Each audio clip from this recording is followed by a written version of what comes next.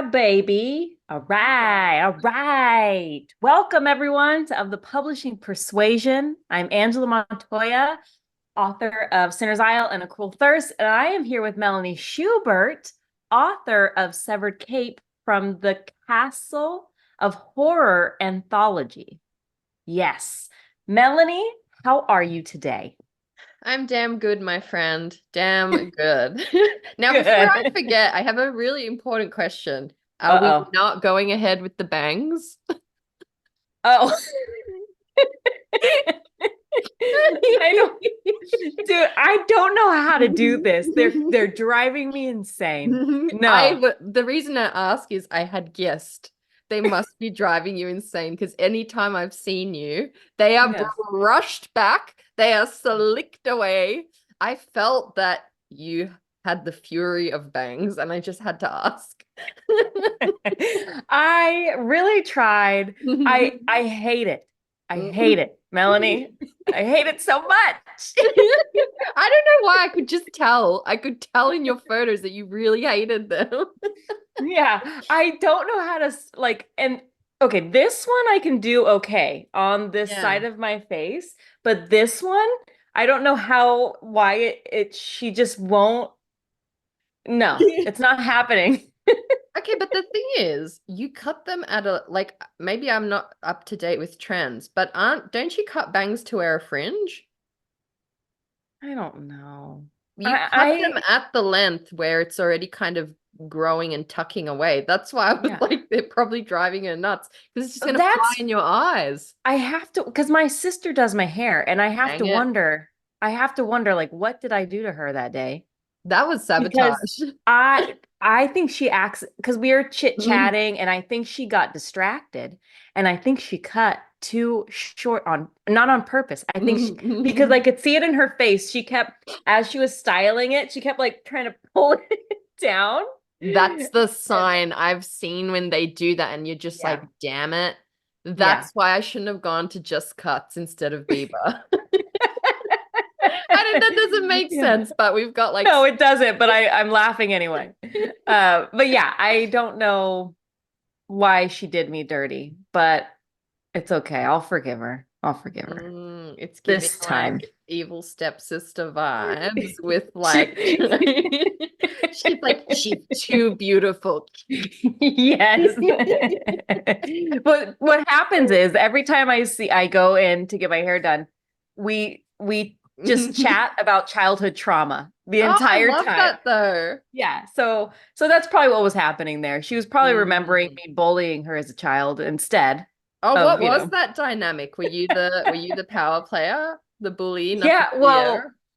we it was so messy because I have my two older brothers. They're my like full siblings. Yeah. And then I have my two stepsisters. And so my that's Kels, she's one of my stepsisters. And we were blended like real fast, like came out of nowhere. We were a family. And then my baby sister, my half sister came um I was 12 already. And so she came um after we had already blended. She was like, the link between us all. Gotcha. But yeah, but it was a messy, messy blending of families because both, I don't know if I'm supposed to be airing this out, but both of her dad was married and my mom was married. Mm. Uh-huh. And it was a big scandal because at the time we lived in this little town Scandal, and scandal. my grandpa was really, really well known in our town because he was the high school football coach. And in Mm. the little town, football was everything. And so everybody knew him. And also my dad was his assistant coach. So it was such a scandal. A So we little scandal. both went from living in separate lives with a Mm. mom and a dad to all being blended together with their dad and my mom.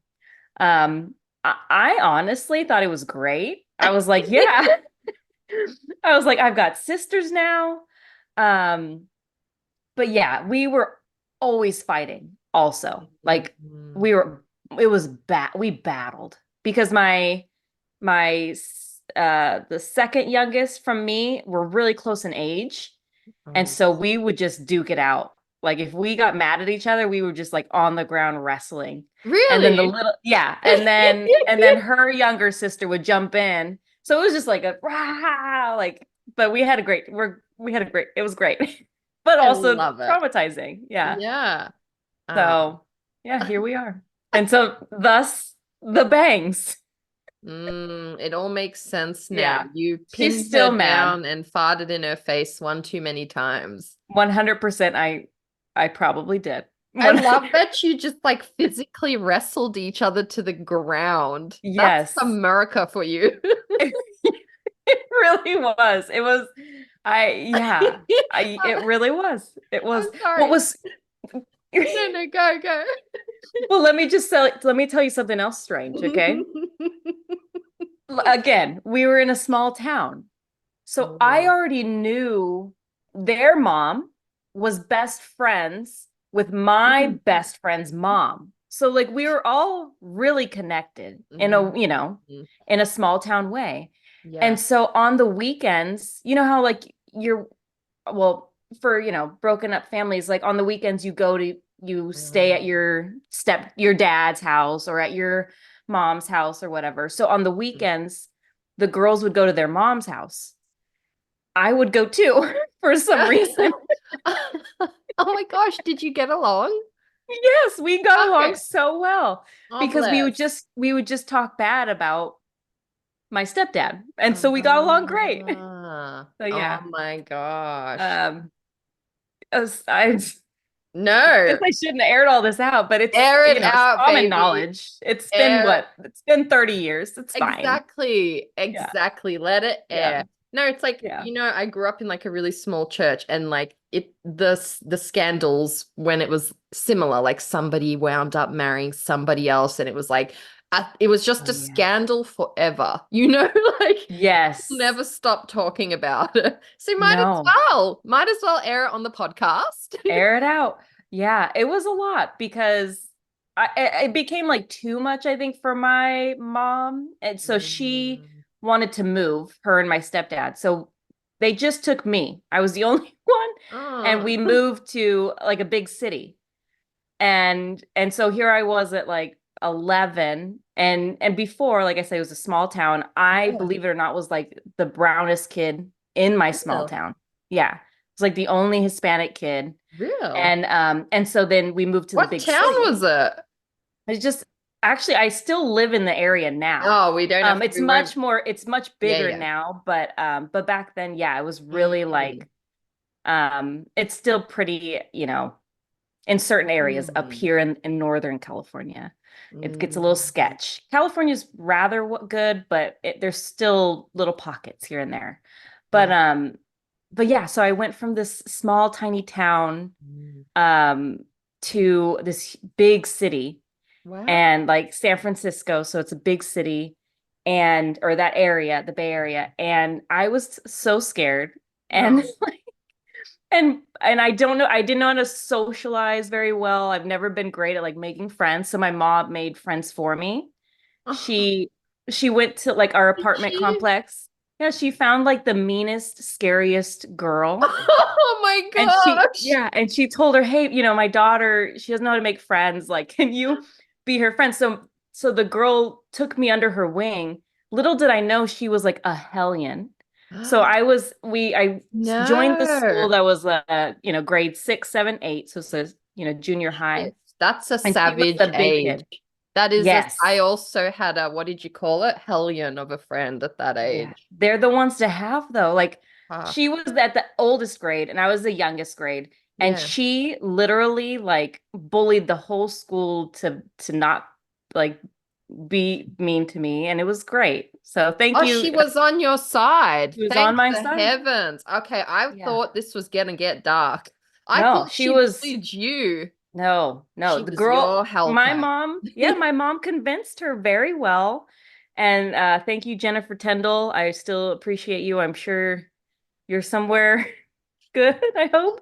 But yeah, she helped me out because I developed really early. And so I, Oh, I was Oh, always, you got you into know, trouble at school with the boys. yeah. Yeah, and Oh, yeah. So yeah, big up to Jennifer Tyndall for Jennifer Tyndall.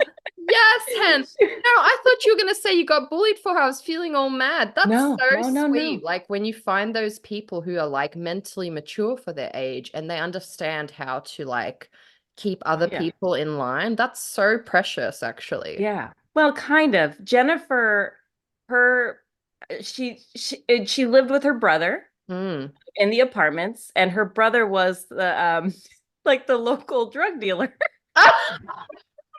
So, Works too. and I don't know how my mom met them. Great Now that job, I'm thinking Mom. of it. Yeah.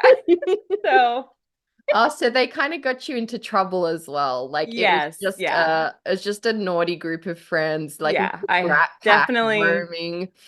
Mm, causing chaos. Absolutely That must have been so having a ball. jarring for you though, going from like a small country town with just like sibling life to like a busy, hectic city with like hellcats and drug lords. That's like a real severe change. Oh my God, it was terrible. Yeah. I wanted to go to a Catholic school when I first moved there. Mm. Because I was so scared. And I wasn't Mm. like we we couldn't afford it. So I went to public school and it was so scary. It was literally like Mm. culture shock in every sense of the word. But being there and like being surrounded by a very diverse group of kids was phenomenal. It was like, ah, Mm. yes. So there's good and there's a lot of bad, Mm. but being Ah. there was also good. I always felt sorry for the girls who developed early because yeah, the boys Yeah. in my school, they don't not notice. They don't not notice. Yes. And it's yeah. Hug. That's Just a cyber hug. Dude, there's so much trauma. And so I think that's where the bangs come in. The bangs and trauma. Yeah. Maybe they were jealous that you got taken to the city. Probably. Yeah. Yeah. It was, of course. And that was weird too. My brothers stayed here Yeah. and they just took me. The girls went with their mom, and I came down to the Bay Area with my parents, my mom and my stepdad. And that was awkward and uncomfortable. But Mhm. here I am. Here you Um, are. Here you are. I love hearing all your stories of like, I mean, obviously the bad ones are not great, but like I love hearing what made you you and like and getting a glimpse into young Montoya's life. Can you tell us like what's like one mischievous story that's like, you know, not R18 plus, something oh, not too druggy. yeah. Well, there's none then. There is none. No, like and I'm pretty sure I shared this on here before where I caught the fish. Oh, Did that I? was then. Okay, that was in my little town where Oh, I that was caught the in the little fish. town. Yeah, but when I moved to the city, gosh, Like, we were did you girls always like steal stuff? Like, how bad was it? yeah. Oh, Yeah, I knew it. I I got fucking arrested. no. Yeah. Did you really? I mean, not like where I was like in That's jail, but I was fucking probably hilarious. 12 or 13. And we were at, oh, I think you guys still have Kmart. Yeah, Yeah, you we live stole next to from a Kmart. Kmart, Oh, child. dude, we stole everything we could from Kmart. We Why stole Kmart? because it was like right next to my apartments. And so Uh, we stole the stupidest things, but we kept getting away with it. yeah. And so we got real cocky and we stuffed a bunch of stuff in my backpack. And then me and my friend Sandra were walking out and I felt the hand and it was the security guard. He's like, "Come on, girls, come back with me." And we were like, and my friend Sandra, her family was very, very like religious, like, just really, really, very like, uh, she wasn't allowed to do anything, Mm. and that's why she was the worst That's why I of was us gonna all. say that's why she Yeah, was stealing. she was stealing, and so she starts crying and like. Mm. And yeah, that was so I got banned from Kmart. Um, You really? I did, unfortunately. You Yeah. little baddie. We were just always doing stupid stuff like that because we didn't have any supervision because my parents just were happy I wasn't in the house, I think. So Yeah. yeah, a lot of Well, listeners, there you have it. There's a thief amongst us. I've changed name, my way. your name is Angela Montoya. You are a modern day pirate, my friend. Yes, You yes. know, I've changed my ways. I've changed my ways. I have. I really have. kids are, like everybody's like, we should trust kids. They know what they want. I'm like, kids are demons and they'll just They are. it gets very Lord of the Flies very quick when you leave like a Yeah. bunch of kids to themselves. They are. They're awful. Children Yeah. are terrible. Yeah, they're not naturally good. They're not. But now, you know what? Before I forget, I actually left some reminders. I want to hear because you're on your way very soon to Yes. Yole Fest. Yeah, y'all West. Yole West. Y'all West. Not Yole Yes. Fest, it's Yole West. Yes, that's Or right. a Yeah. smackdown. Well, your wrestling skills will come in handy.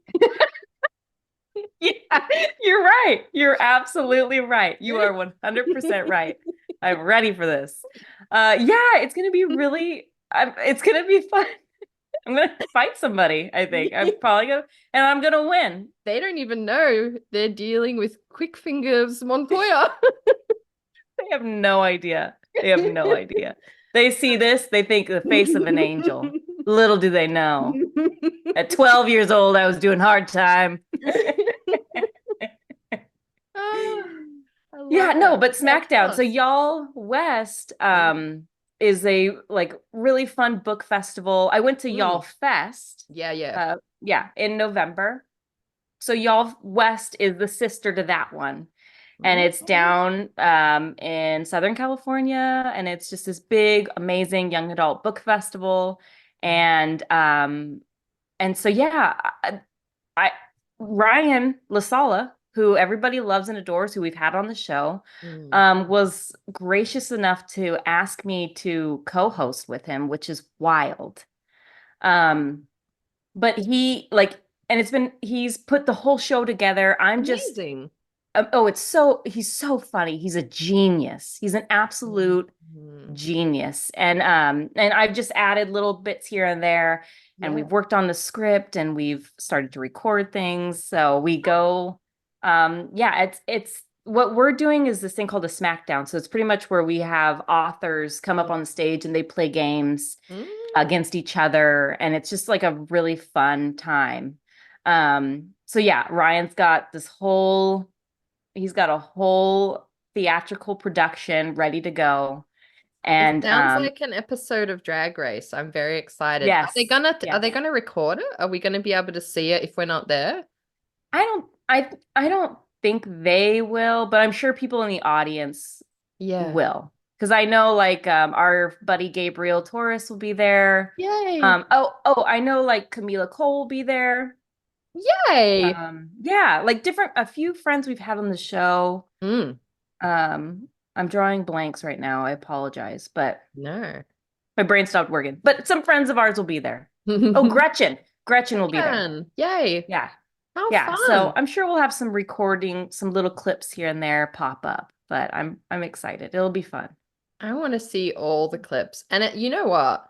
If you need any more bolstering, I feel like what our guest Siang said about being on the front of the stage and being like nervous.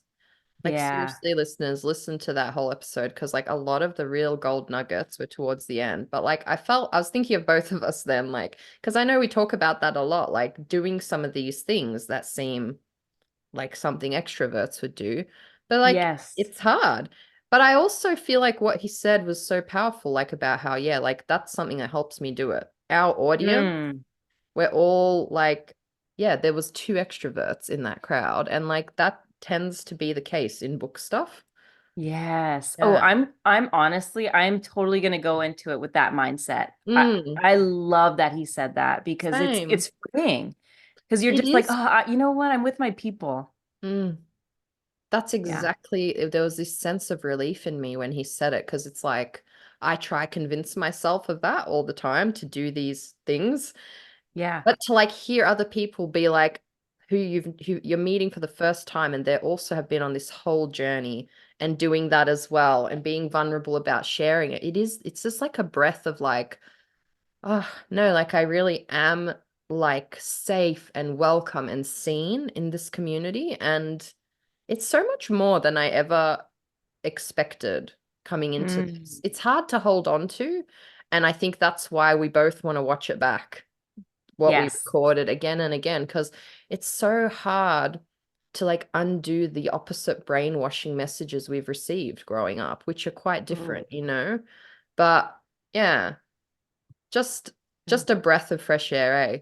Yes, honestly, it's freeing just to think Yeah, of it. Yeah, I it love it. I really I is. know at the y'all West, Mm. I'm going to be part of a panel for Owl Crate, Yes. and it's the panel is about community, the writing community. Oh. And I just got the questions earlier, and I was like, and that's what it was about. Like, did you Mm. find having a community to be valuable?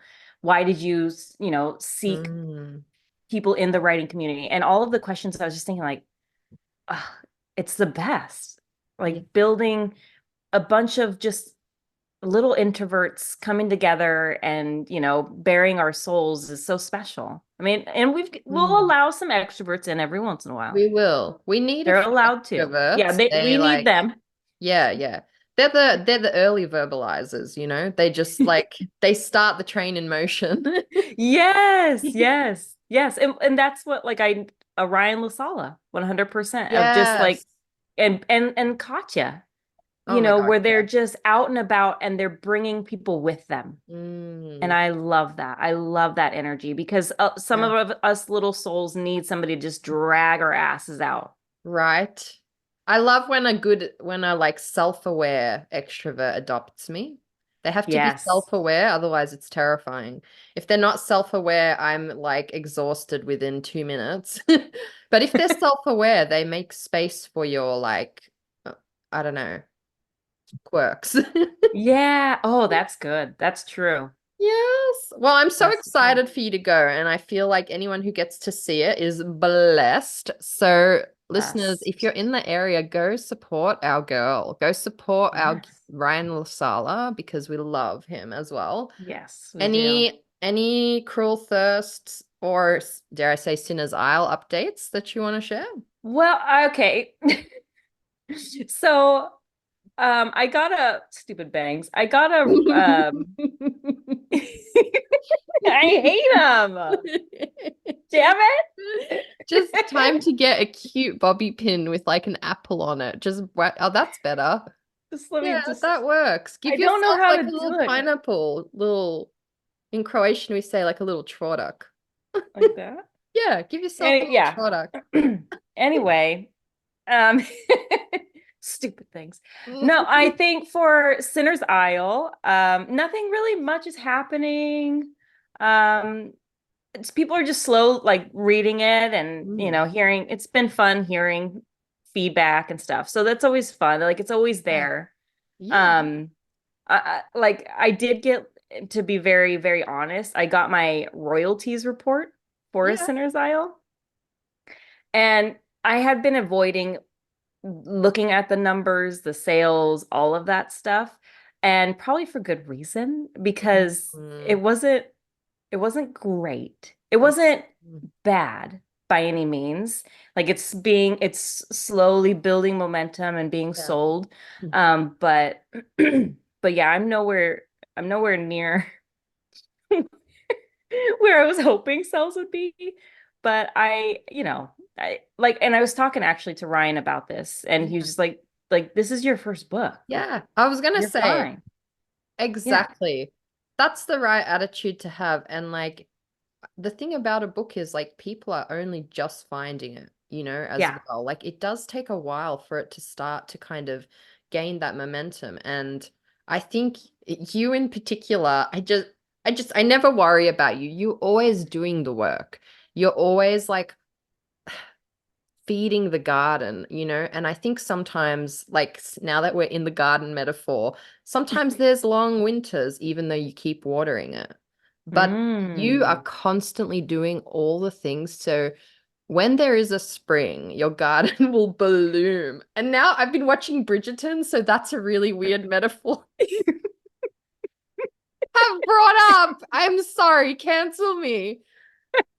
But like I just think I'm that book's ready. gonna just keep going and keep building and I did Yes. see that somebody had one of the most requested books on NetGalley, Yes. dare I Yes, say? she's up there. A Cruel Thirst is she's I think she's gonna do I think she'll be good. On it. A Cruel Thirst, Yeah. baby. I did get a blurb today. Did you? Yes, from like an author we've had her on the show. Have we? Isabel Cañas, who is Oh, just yes. yeah, Vampires of El Norte. Mm. She read A Cruel Thirst and Do you want to read um it? sure. You Yeah, know I read do. it. Yeah. Um You know I want to hear it. She's a uh baddie. Good dude, job getting her. she's so smart. And so when I asked her personally, I asked her like, would you be interested in reading, A Cruel Thirst? And she said, Yeah. yeah, like send it to me. If I can read it, Mm. I'll try my best. And I sent it and I just pretended like it never happened. I pretended like I never asked her. That's smart though. I just went on with my day like we're just gonna continue to be friends. Yeah. And then she messaged me randomly like a week or two back and Mm. said she'd finished it. And she said she would be proud if she wrote this book. And I thought, oh, Oh. like I did cry a little bit on that one. Um The gentle admission kills me. Yeah, I did cry a little. I did. It's true. I It's cried. okay to cry, Angela. Thank you. Thank you. I can't. I'm too much of a gangster. Um, I, I believe that. Don't worry, I'll cry for us both. I thank cry you. on the Thank drop you. of a hat. Yeah, I love that about you. I do. Okay, so Isabel said, a confident romp that is equal parts witty historical romance and captivating paranormal adventure. Montoya's signature blend of panache, humor, and heart makes A Cruel Thirst exactly the kind of Latinx vampire novel I wanted to read. Glorious. Yeah, and I love that she used the word That's a rave panache. review. I was just gonna ask, can you please explain? What panache is? Yeah. Let me look it up because I just in my head thought like razzle dazzle, you know? Let me look I've that up. never heard it, and I wish you know. Oh, Yeah, razzle dazzle is what I thought when I heard it, yeah. but I am unfamiliar with the term. Panache. Let me read you what panache means. Please. And I want you to start using this in your everyday vocabulary. Listen, I'll have to try. Okay, panache is a noun, a grand or flamboyant manner, style or flair. See, so it's just very flamboyant, flair. I've got Razzle panache. dazzle sounds about right. Yeah, Yeah. razzle dazzle.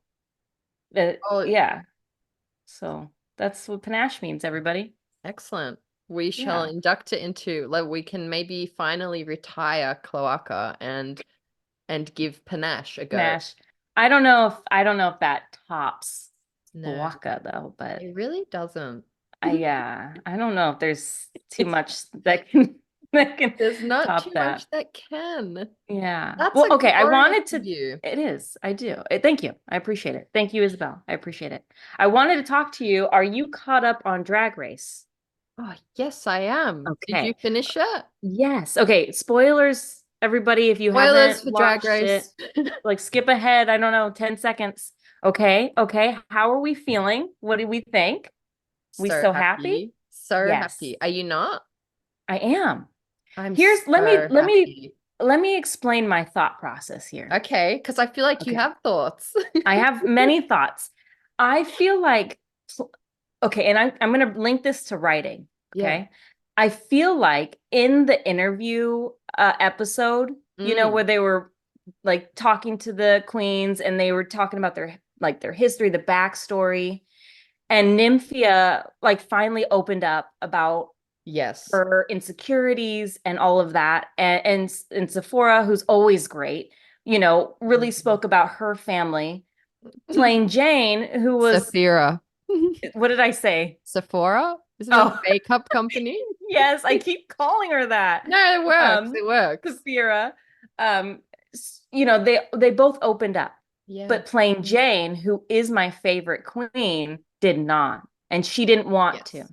Mm-hmm. And I feel like had Plain Jane opened up and talked more about her backstory Mm. and what makes her tick and why, she Yeah. might have gone even, not say winning, but she could have gone a little bit further, I feel. And Mm. I feel like in my head, I was thinking like, oh, this is exactly why backstory and story is so important, because if Yes. we don't understand the motivations, Mm-hmm. and understand why in their heart and soul, then we don't understand their quirks. Or Yes. with like Nymphia, you really felt her like Mm. inner depths, Oh and you yeah. start rooting for her because you're like, oh, like she needs this, she deserves this. Like, look at her, she's so beautiful and she's shining, Mm. So yeah, that was my No, that I was my right of 100, it's not random. We had a lengthy discussion about this as well in our house because it was actually fascinating to watch because it was so polar opposite. Your attention is drawn to the fact that Plain Jane, who kind of like started, came in hot, kind of like really polished, really, and had this kind of maybe to about halfway, we started to see some, like, I initially hated Plain Jane, but then as he started to open up, I was like, oh no, yeah, I love you. You've just yeah, had you've just had XYZ make you like this. But from about the point where we saw him start to soften a bit, these walls just flew up. And I felt like as yes, soon as they started flying up, I'm because I actually don't think Plain deserved to win at all because the drag got not sloppy, it was always immaculate. It got a bit boring compared to what he yeah, was doing before. And I think that I honestly felt exactly that there was like this and there was that opportunity when they had that interview and the host was trying to pull it out and Plain went with something funny. And it was funny and it was silly, but it was kind of the missed opportunity to like express. And even on the finale when Rue asked something and she was like, "Oh, just like something titties," which was funny, but again, the yeah, tone of the moment, I think in that moment the walls were up. Maybe there hasn't been enough therapy yet or something yeah, like yeah. She's still young. she's still young and like sometimes we're not ready to, and it like I joke, but like sometimes it's not, you're on national TV. Sometimes those demons are too big to face, you know, in that Mm-hmm. moment in time, let alone in front of national TV. So I'm not mad at Plain, but I Yeah, do agree with you. I think I was obsessed with Nymphia all along. yeah. Like, for me, I'm glad that it wasn't just backstory. I'm glad that Nymphia had everything. Like, She so did. fucking polished, so hilarious. She even like really proper failed Snatch Game, but I think it was iconic. She failed so hard, it was So iconic. bad. And that's part of what's so funny about Snatch Yeah. Game. Like, the harder they fail, the more memorable it is. So I'm not So mad bad. about that. Yeah. But you're so right. That moment you see in real time, someone has allowed themselves to be vulnerable and share something that's like so deeply shaped them. And I think that like it's so shocking to hear that like people have grown up feeling like that. We need to hear Mm. that more, how shocking, because he was saying he grew up just seeing like Western Yeah. features and feeling like his Asian features were ugly.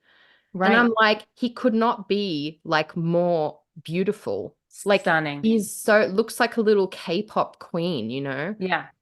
And it like broke my heart to hear that, but that's why we have to hear it because that's some people have grown up with that shit. And like until the thoughts are challenged, it just runs amok in certain Mm.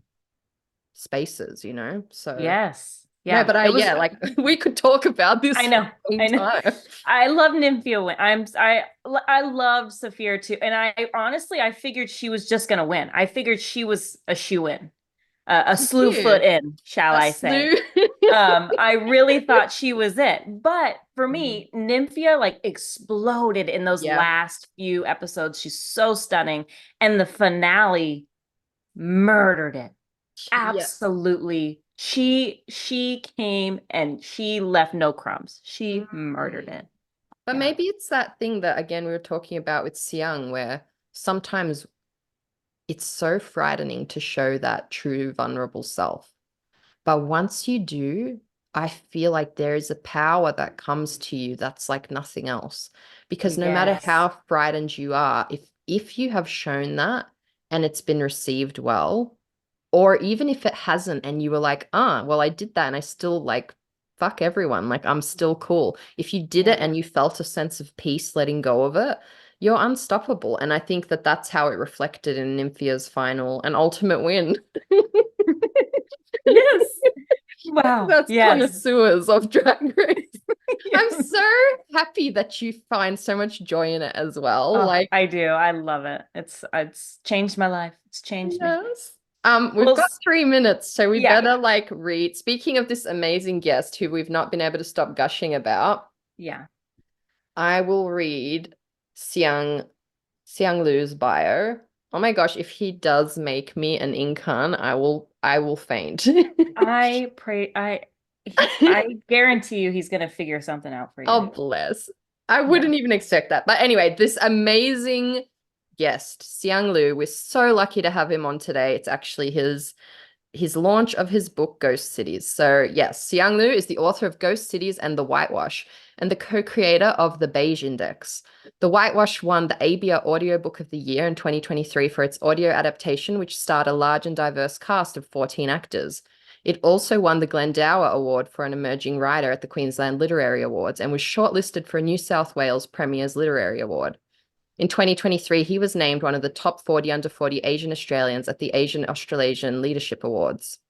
Siang holds a Master of Letters from the University of Sydney and has written for film and television for Singapore's Beach House Pictures and Malaysia's Astro Network. He's based in Brisbane, Australia, and Kuala Lumpur, Malaysia. And then I'll put the links in our notes. Amazing. Good job. Good What a job reading baddie. that. Super baddie. I loved every second of this episode. Same.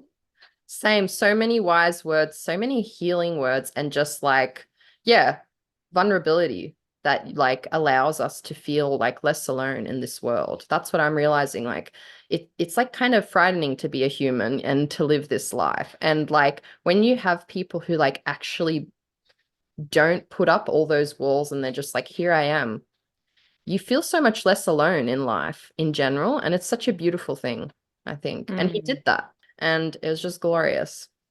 It was. It was a beautiful, beautiful, beautiful episode. And yeah, it touched my heart. I know it touched Yeah. yours. And I can't wait for our listeners to hear it.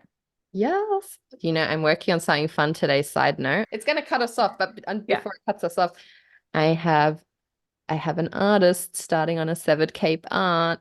Yes. Who is it? I Who want to is it? tell you. Oh, is it a Might secret? even know. Okay. Is it a secret? No, Who is no, it? Okay.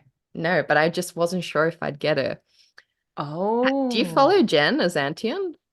Yeah.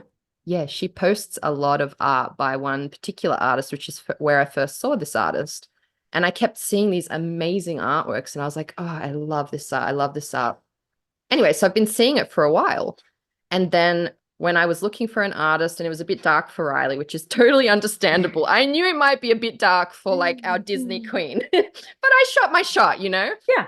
So I was You like never know. thinking like, who else just has like that kind of like brings it to life? So it's Amalas Rosa.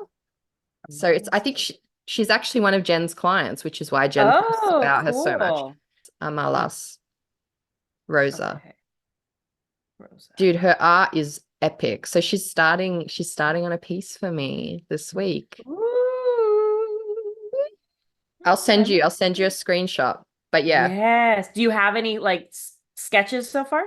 Or nothing No, yet? no, no, no. Okay. She's just starting like this week. So hello. Hi, can you hear me? Hello. Yeah. Yes. Can Sorry, you Hey, hear that's us Mel. my okay? dog. Hi, Angela. Goose. Hi. Oh, do you prefer Melanie or Mel? Oh, Mel's fine. Whatever. Great. Goose. Well, Sorry, that's my dog growling in the corner. She also wants to chime Oh, in. that's so funny. I had yeah. told my wife, because I'm at home right now, and we've got a little puppy. I was like, I'm recording a podcast. Can you look after the puppy? Because otherwise she's gonna just jump around and bark and everything. So Oh, sweet. What kind of puppy do you guys have? she's a cavoodle. We Oh. thought a toy cavoodle. So she's very fluffy and extremely cute and quite tiny. Yeah. We thought a toy cavoodle, and then it turns out she's just a cavoodle. She just Oh, kept she growing got and growing. big. But they don't get big. That yeah, I mean relatively, like this is how big she is now, and I think that's how big she's expected to stay, which is Yeah. of course a small dog. But yeah, my wife and my daughter Madeline had wanted, kind of a smaller dog. So just kept looking at her like she's getting big. It's so funny because same thing. We wanted to get a mini schnauzer, and the guy just kept growing, and he's all legs for some reason. I don't know if maybe the lady we got him from, maybe I don't know what she did, but we love him. So it's Listen, okay. I think the breeders tell you what you want to hear so that they will Yeah. sell Oh. you a dog. They're like, yeah, it's going to be what you're like, oh, we wanted a medium-sized dog. Yeah, going to be medium. She did. No, the lady we got him from literally said they're whatever you want them to be. The mini schnauzers are whatever you want them to be. And I was like, sold. He's gonna be a great dog. He is great. He's great. He's a little strange, but he's great, Oh, awesome. Yeah. We love dogs. Well, Yeah, welcome. Yeah. Thank you. Thank you for having me. I'm extremely honored to be here. And yeah, thank you for finding the time to slot me in. Thank you for lining the time to slot us in.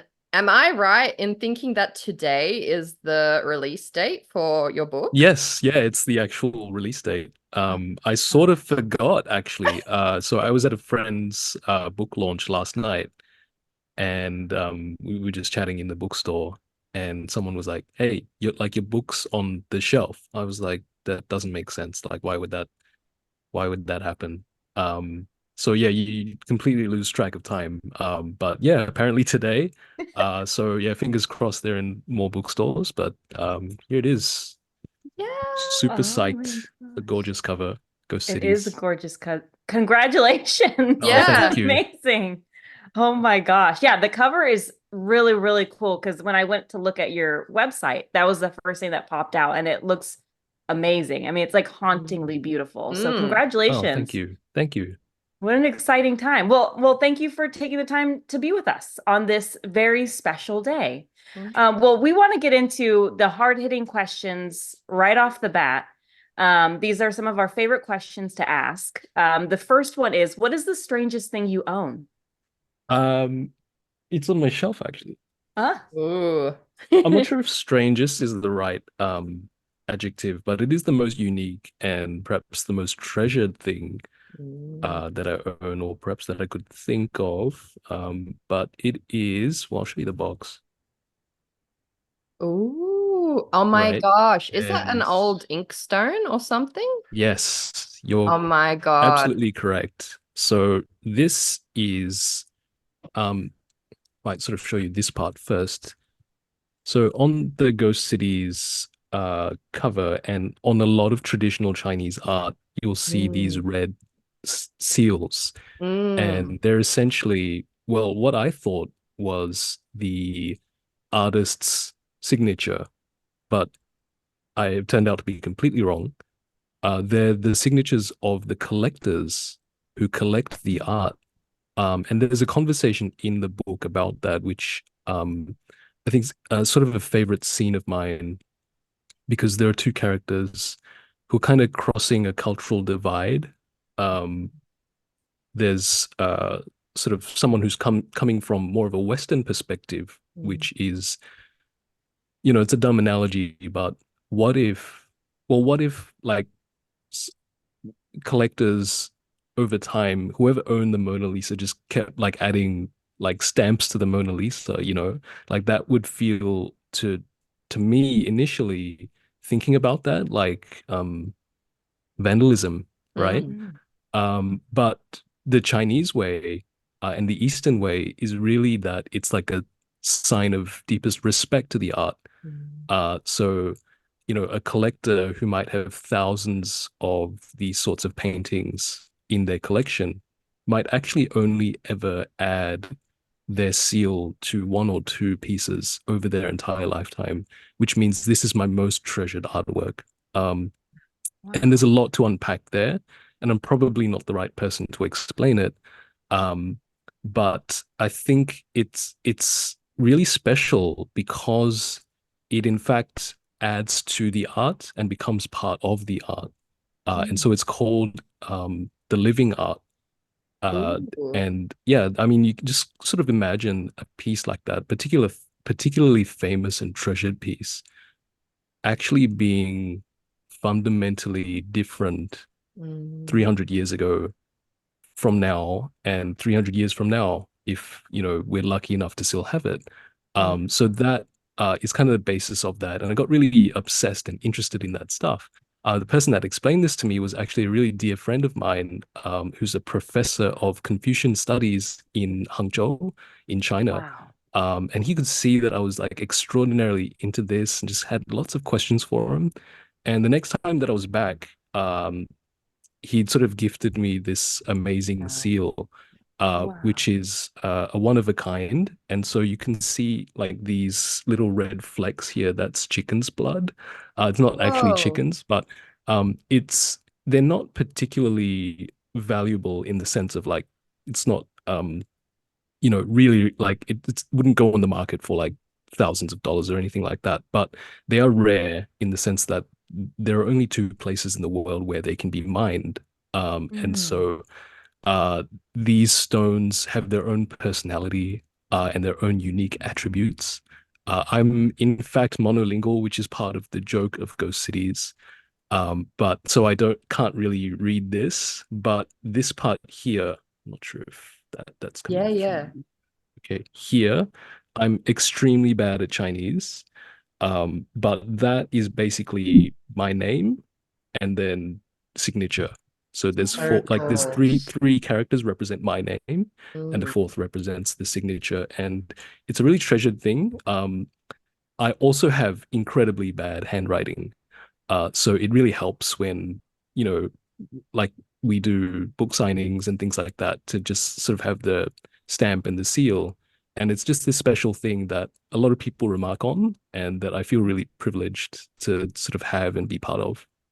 Listen, this is all like singing to my soul. And I'm just going to put it out there that I'm very jealous you have it, because my husband and I did we had a working holiday visa for Japan, and I was this close to getting my own seal, but then we had to fly home. Oh, I was so close. I had all the papers filled out, but the jobs that we had didn't work out, so I never got my seal. So I love this, and I love do you ever use it to sign anything? Oh yeah. Oh, you mean like in real life and things? Yeah.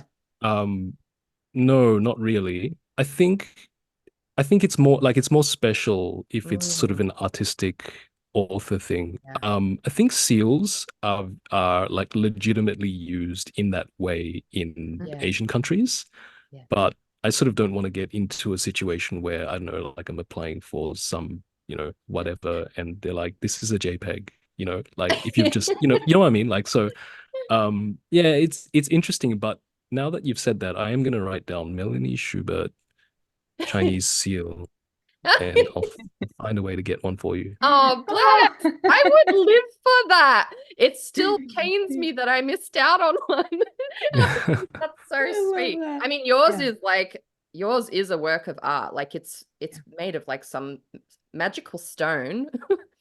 No, I mean, honestly, it's beautiful that you were gifted that. It feels like weighty. Like it feels it's so significant and beautiful. I think that's just the coolest thing ever. Oh, thank you. That means a lot. I get very paranoid about it because it's my only, if I lost it, and I should probably look into getting like maybe like a backup for it. But also it is, I mean, a wonderful thing and probably the best gift I've ever gotten in my life. But also, I mean, probably more than 50% of the time when I fly and I've got the seal in my bag, like the security will pull me up and be like, what is this on the X-ray? To the point where I sort of just take it out and put it on the tray because people are like bound to just be like, what is this? Um, Mm. yeah, so I mean, I've had like really weirdly, like you would never think that you would have conversations about literature in the line for the security for an airport, but I've had multiple. And yeah, it's the gift that keeps giving. Man, that's Yes. amazing. I want to skip ahead of our questions a little bit because I'm so curious about your book. I mean, like just hearing about the seal and seeing your cover, can you tell me and our listeners what your book is about? Yeah, so um I should be more prepared actually.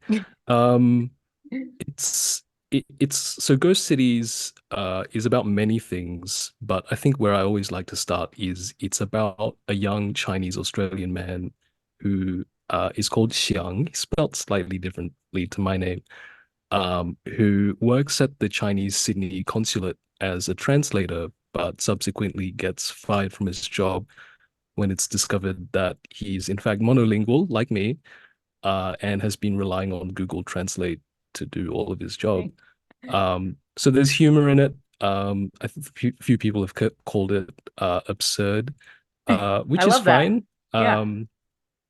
But I mean, it will probably blow out the Zoom recording time if I were to keep going through all like go through all of the threads. But it's that's probably a good place to stop. But it essentially the way that the title comes into play is that he essentially comes into the orbit of a megalomaniacal film director from China who has essentially co-opted one of these empty ghost cities Mm. into a gigantic film set. And so kind of cue the crazy shenanigans, I guess. But for your uh, uh, subscribers and listeners and viewers who might not be familiar with the concept of ghost cities, they're this sort of modern phenomenon in modern China where, for whatever reason, these cities have been built completely from the ground up, Yes. probably in the last 10 years, 20 or 10 years. Mm. And they're completely fully functional cities. They've got apartment buildings, they've got infrastructure, traffic lights, highways, everything, all with the purpose of getting people to come and live in them. Mm. But for various reasons, they never did.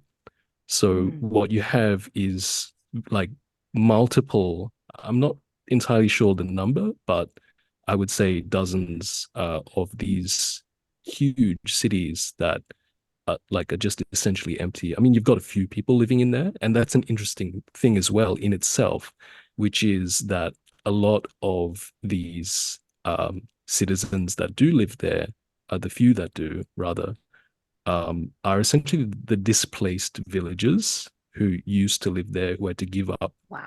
their land, and so end up becoming shopkeepers and um, ticket store operators and things like that for a city that never really has anyone in them. Mm. So That's I guess I mean maybe to kind of tie it up in a little bow if I can. Um, I thought I've always thought about these cities. I've became quite obsessed with them, and I kept thinking, well, what purpose might they serve other Mm. than as modern ruins? And I mean that creatively. And it seemed like this really cool sort of environment to sort of pour everything that I was interested in into somehow. Wow. sounds amazing. I've actually seen recently, strangely, some videos about, and I believe it was in China. One was a ghost city that was meant to look like Paris. Yep, And exactly. Yep. okay, yeah. And Wow. I was tripping out. I was watching it just like, this is so fascinating. I think it was some tourists had come and they were just aghast at Yeah. like a ghost city. So that's wild. And it's fascinating to me that like there are some people living in them, because I'm a bit obsessed with like abandoned spaces. I would go to all the abandoned spaces I was allowed. And like, yeah, again, when we were in Japan, like literally came across these massive theme parks just like everywhere that were completely abandoned. And often like you could get in, like it was just there. You could Mhm. just wander through it. And it's so spooky. It's Yeah. but like so fascinating. And I imagine like it must be quite wild, like living somewhere that's so vacant. Yeah, absolutely. And actually, I feel like you and me can have like a properly like a really long and involved conversation about that off air, because that's essentially one of the impeti for the Mm, book, which is years and years ago. My wife and I went to, well, not a ghost city that I still haven't been to one properly, mm, but our like you, our schedule just couldn't accommodate it. But yeah. we were in Beijing, and I knew about this abandoned theme park, and so we went there, and yeah, like exactly like you say, it was open. It's open. Like there was no restrictions, but there was, I wouldn't say there was no one there. There were no Mm, locals there. There were mm, a handful of Westerners who, like me, had heard about the place and were wandering around. yeah. And we got a taxi to take us out to this place. And the taxi driver, she was this lady, was like, "What? Like, why do you want to go out here? There's nothing here." Mm, And so we kind of explained, and she was shocked. She'd never heard about it. We paid her to wait for us as well because it was quite far out. mm, There wouldn't have been an easy way. Like this was, I'm not sure if it was like before Uber or whatever, but you know what I mean? Like it was just hard to, it would have been hard to get a taxi back or mm, transport back. So we paid her to wait. And we kind of wandered around, took photos. It was really eerie and desolate and beautiful. We came back, and she had taken some time to wander around herself and was amazed that, I mean, one, that this space existed, but two, that she didn't know about it and these Westerners did. So Hmm. yeah, really interesting stuff. Fascinating. It's absolutely fascinating. Would you say that trip inspired the book, or was the book first? What was your Oh, that's inspiration interesting. for this story? Yeah, I think that the trip definitely. I was interested in it. It's hard to kind of go back, you kind of build the mythology a little bit, but if I try to think through the reality of it, I was definitely starting to become obsessed with them. I'm not sure if I had started writing by then about ghost cities, mm, but I was definitely reading.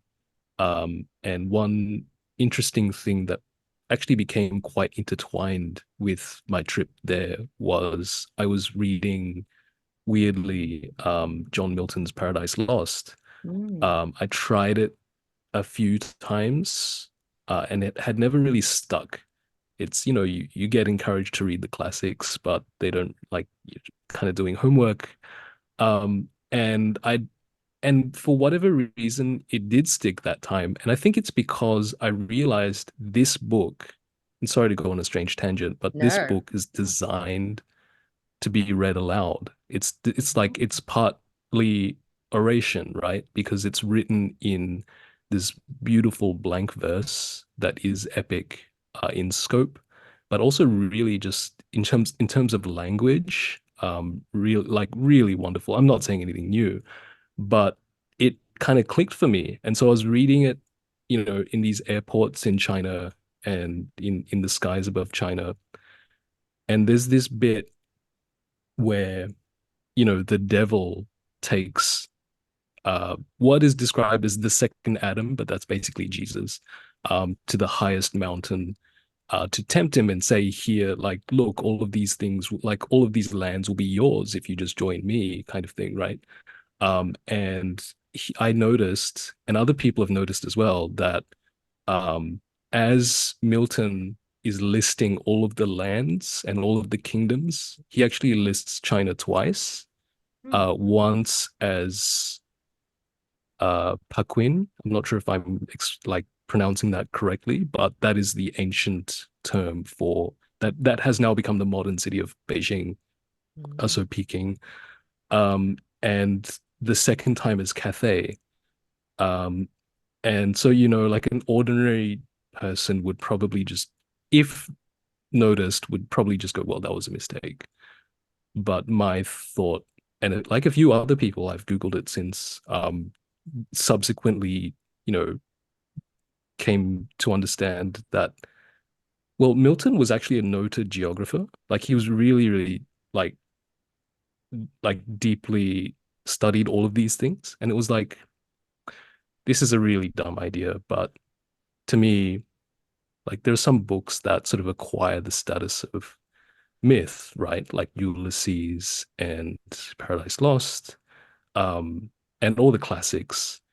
And it's pretty easy to conflate myth and truth as well. Like myth becomes truth in a way. So I thought, well, and again, this I admit is a very dumb thing to think, but what if he didn't make a mistake? Like, what if there really are two Chinas? And I think that dumb idea kind of led to this book, right? Because as someone who has grown up between two cultures and never really quite fit in with one or the other, um, I thought that I might probably be the right person to explore that. Wow. Wow. I Magic. mean, I think so. It sounds, honestly, we love a tangent. So like all the tangents. And yeah, like honestly, just reading the pitch for the book, and I do believe it's been compared to some Murakami as well, which I'm quite a fan of. So yeah, I'm very, very excited to read this masterpiece. Now, did you always Oh, want to please. be a writer? Yes, pretty much, I Yeah. think. I was always reading as a kid, um, and just the usual stuff. Mm. But I don't think it was really until maybe early university.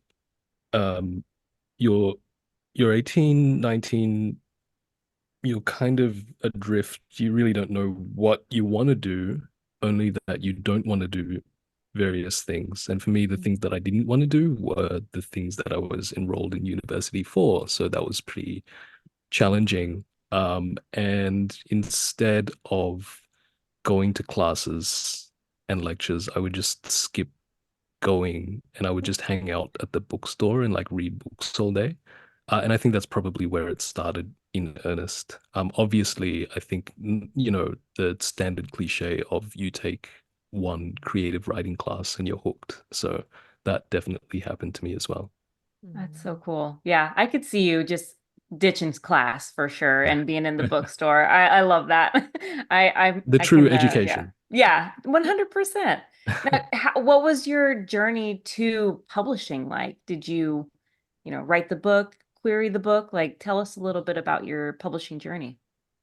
Yeah, it's interesting about um there's like a lot of butterflies and anxiety doing media, and thinking about how honest I should be. Mm. Um, so I mean, to be perfectly frank, um, this book was agented and on submission to quite a lot of US publishers at a certain point. And for whatever reason was rejected, which is fine. Well, it's fine now, but at the time Yeah. was extremely painful. Um, Yeah. and I think that's why now, here talking to you as someone who's quite anxious, um, and sort of prone to panic, um, I feel actually quite free, Mm. because it's almost like this book, um, like wasn't supposed to exist. I know that's not quite right, but now that it does, everything's like a free swing, if that makes sense. Like it just like to me, it's miraculous that it's sitting on shelves right now. And it would be dumb of me to not enjoy that, especially after like a really long period of thinking that this thing that I'd written would not sort of make it to the market. Mm. Yeah. Wow. Well, I'm so glad it did. And yes, you're in good company. This is a safe zone for anxious people. Like, so am I. So you're very welcome in this space. And but I know what you mean. Like a lot of times, and maybe it is like when you have that kind of wiring, sometimes saying the thing that you thought people would like judge you for, or like just like you say the thing and then it's out. And there is this feeling of like power and liberation that comes with that. Yeah, I mean, this is my second book, and my first one came out in 2022. It's called The Whitewash. And again, I spent a really long time thinking about that, how I might present myself, what the narrative might be, the meta narrative maybe of the author, right? Because it was this, and I'm sure my situation is not uncommon in the industry where you spend a long time trying to publish one book and it doesn't make it to the market and you sort of have to suck it up and write another book. Quite often, that second book is a response to the failure of the first one, right? Ooh. And so I had felt pretty seasoned as a writer, just as like purely as a writer.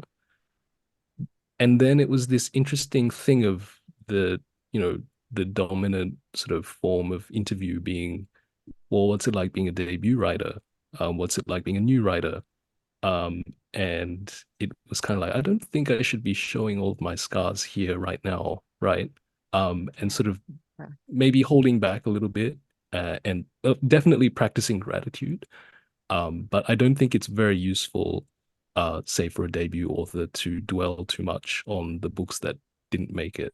Mm, But yeah, I mean, for sure now it's something that I'm a bit more open about and just enjoying talking about, especially because what I've noticed, I'm not a natural. When I get on stage, I have huge sort of anxiety. But what I've realized is, well, actually, once, most recently, took a poll of the crowd, by extroverts and introverts, which was really, really interesting.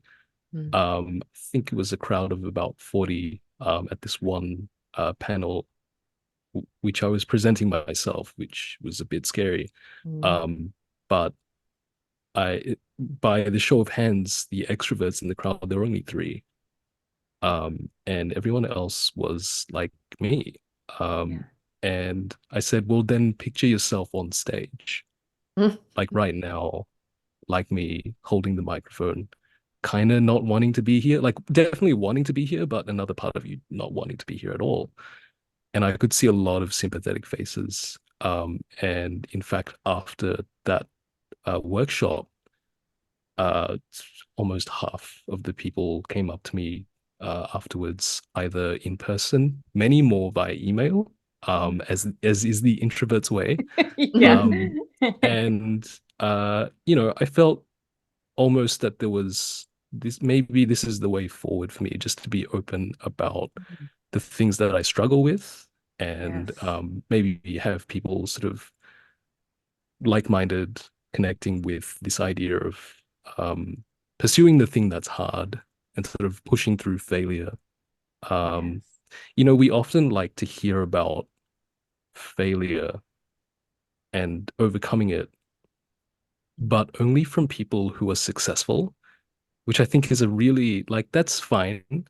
But honestly, the people who should be on the stage talking about pushing through failure, the people who maybe even haven't made it to success, might not make it, but have made their peace with it. I Wow. think that's a lot more valuable. And it's, luckily for me, is sort of a thing that kicked in like right on time, before all of this publishing stuff started. I was really just kind of thinking to myself, well, what is this? Like, why am I doing this? Why do this if there's no audience? Um, you know, it wasn't just two manuscripts, it was more than that, you know. And pretty much my entire adult life, trying to publish. And you know, the thing that I came to, which I think was really valuable, which I'll hold for the rest of my life, was, well, that's okay. Like, just keep writing. Like, if you go back to the first principles, you're writing to give yourself relief, like to master something, hopefully, to feel engaged in creative practice. Like the best times in my life were when I was writing, right? And the Yes. worst times in my life when I was waiting for something that I'd written to do well. So Yes. it was really just about reconnecting with that idea and going, well, then if there's no audience, so be it. Like you're a writer, just keep writing, enjoy that. And then some other things started happening, and we got the books published and so on, and that's great. That like honestly, it's really great, but I think it would not be as great without my having come to that realization Mm. within that sort of period of failure when I didn't know that these books would be published or that anyone would read them. That is absolutely profound, beautiful. Like, I think I'm going to re-listen to this episode over and over and over again, because Mm. that is so beautiful. What you said was just like, it's true. When we are writing, when we're in that creative zone, it's the best feeling in the world. Yeah. And then all the other stuff is the hard stuff that It's doesn't when you have the necessarily bring us joy. expectation. Yeah, Yes. absolutely. Yeah. Oh my gosh. I have Speaking, chills. same. Speaking to my heart, like we could have had you on for hours, but I do want to just shift slightly to Mhm. we know you are an ambassador for Chapters for Change, who are the lovely people who reached out to us. And I'm so glad that they did. And I'm so glad I recognized you in that lineup. And I was like, hang on, I think I know you from Instagram. So, yeah, can you tell us a little bit about that and what they're doing and what you're doing Yeah. with that? Yeah. So we've got flyers which I'll sort of read off and Yeah. kind of it's a great initiative. So essentially it's called Chapters for Change. It's a charity. It's a readathon. And but the reason why this has been set up is because we're trying to improve literacy in Cambodia. So 1 in 5 Cambodians over the age of 15 are actually illiterate. And so all of the donations, everything that we raise is going towards education and teaching. And it's just a $25 entry fee, which is a book or less. Enter yourself into the readathon. And there's a lot of fun prizes and there's a lot of community stuff. So it'll be like really fun. I'm doing it too, which is a bit like I'm super into it. I'm a big reader, but it's also a bit stressful because it's during like the whole promotional period. And yeah, so hopefully my, reading list is up to snuff. But yeah, it's a great initiative, and hopefully like in the show notes we can share the link and just provide that to folks. Yeah. Is it open globally? Like, can anyone anywhere enter? Uh, I think yes. Yeah. And yeah, I think it begins in July. So signups during May. And yeah, really encourage folks to come in and check out that link. Definitely. I will put it all in our stage notes. Yeah. Yes. Okay. Amazing. Well, hopefully it's globally, because I'd like to get in on the action as well. Yeah. But it's okay if not. I'll let you guys over there. I'm sure it is. I'm sure, like, if you can donate and read, I'm sure everyone can do it. Yeah. Well, awesome. Well, okay. I see we have about 2 minutes left. It went by so fast. And like I said, I'm not kidding when I say I'm going to re-listen to this episode multiple times. Can you tell us like what's next for you? Is there, I mean, well, I guess you just launched your book, so you're probably working on that. Well, I'll be launching the book in Brisbane, where I'm based, on Friday the 3rd. So if there's any folks in Brisbane, do come to the launch. It's at Avid Reader, the favorite launching place for Brisbane writers. Monday the 6th, I think, is the Sydney launch, which is at Better Read Than Dead, my local when I was a Sydney cider.